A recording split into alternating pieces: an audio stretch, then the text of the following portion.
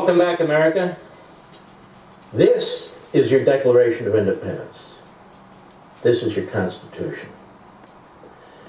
You know, when the men met at the Second Continental Congress to decide whether to unite against the British Crown, well, they had quite a debate. And they fought a lot, and they raised a lot of issues, and then they decided to put their name on that parchment, which was their death sentence. Independence, liberty, representative government, republicanism. They were well aware of the great periods that preceded them. They based their beliefs, as you see in the Constitution of the United States, on Judeo-Christian values, on the Reformation, on Western Enlightenment, natural rights, the strength of the individual. They had contemporaries like Adam Smith and the great Edmund Burke, with whom they were completely familiar and they referenced in their writings. They were committed to creating the greatest nation on the face of the earth, the greatest governing document mankind had ever known, and they succeeded. It's called the Constitution. Your Constitution. What does it do?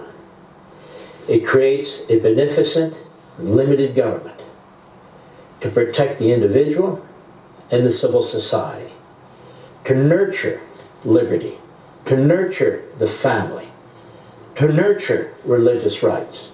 And they would eventually add a Bill of Rights, an exclamation mark, to protect the individual against the central government. Free speech, freedom of the press, freedom of association, religious liberty, the right for the individual to keep and bear arms, to protect himself against enemies, both individuals and governmental. What else did they do? Due process, warrants based on probable cause, speedy trials, the taking clause to protect your property from the government taking it. All these things that are crucially important for a free and civil society. No document on the face of the earth is like our Constitution, based on our Declaration, your unalienable rights. That's this document. And there's this document. This is a 110-page manifesto.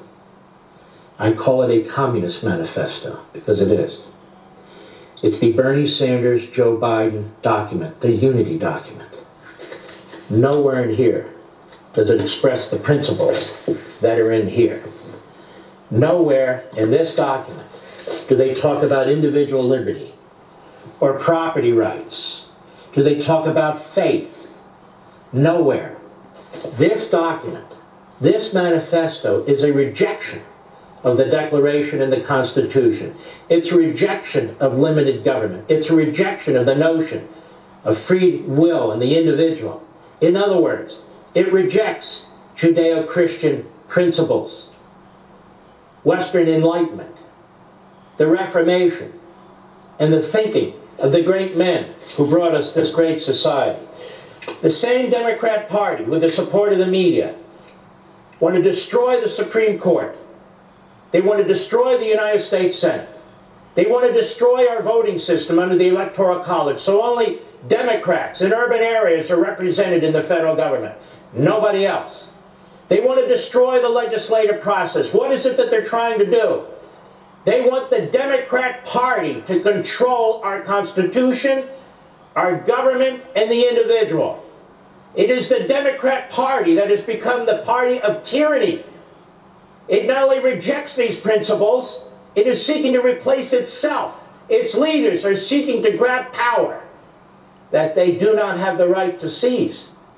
It's become, as I said, a tyrannical party that seeks to devour the civil society and our constitutional system. And it's not just those areas of the Constitution that I mentioned earlier. Here I have evidence. There are attacks on the First Amendment. In addition to court packing, they have proposed limiting your right to free speech, particularly in a political campaign. They wanted to end the ability for you to support organizations that run advocacy ads on television and radio and in the newspapers.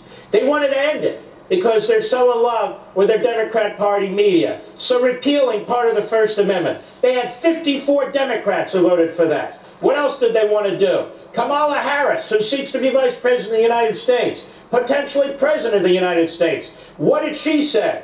She wants to use executive orders to eviscerate the Second Amendment, to destroy it. Second Amendment is in the Bill of Rights as much as the First Amendment is. What else is it that they want to do? They have proposed amendments to abolish the Electoral College, so only cities and blue states are represented in the federal government. Not the people who produce our food, produce our energy, and on and on and on. They will be disenfranchised. And so many other aspects, due process rights. The takings clause. They reject the 10th Amendment and federalism unless, of course, they can use it to their advantage, such as sanctuary cities. The 9th Amendment, which represents basically your individual liberties as stated in the Declaration of Independence, they don't even recognize it. So they have a war on the Bill of Rights, a war on the third branch of government, Article 3, the judiciary. And I want to remind you, they're not only talking about rebalancing the Supreme Court.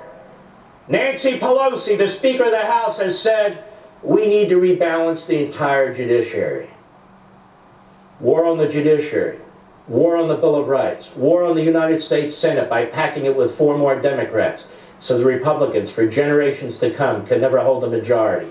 Ram through their legislation. Doesn't matter if you sue, they'll control the courts. This is tyranny. The Democrat Party wants to control and own Congress, the courts, the voting system, the legislative process. The Democrat Party wants to own all of them. Among other things, that's what this election is about. Do you stand for representative government? Do you stand for the Constitution? Do you stand for our ancestors who fought for these things? Or do you stand for the Democrat Party that seeks to grab as much power as it possibly can? That's on the line in this election. We'll be right back.